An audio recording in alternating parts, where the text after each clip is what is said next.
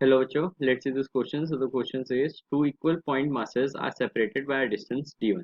The force of gravitation acting between them is F1. If the separation is decreased to d2, the new force of gravitation is F2 given by, and options are given to us. So the key concept of the question is gravitational force.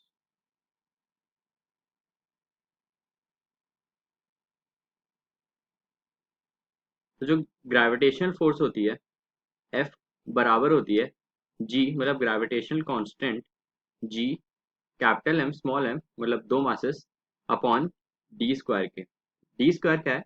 जो दो मास हैं उनके बीच का difference. तो ये हमारी gravitational force का formula होता है। तो यहाँ से हमें साफ दिख रहा है, अगर डिक्रीज होगी इन दोनों के जो मासेस है, दोनों के बीच में जो डिस्टेंस डिक्रीज होगी तो जो फोर्स है उसकी जो वैल्यू होगी वो बढ़ेगी।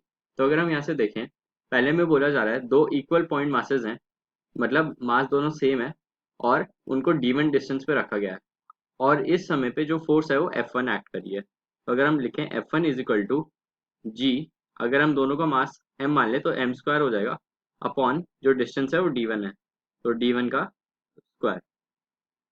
तो ये हमारा F1 हो गया। अब हमें बोला जा रहा है जो इस सेपरेशन है, मतलब दोनों की डिस्टेंस है वो डिक्रीज कर दी है d2 तक।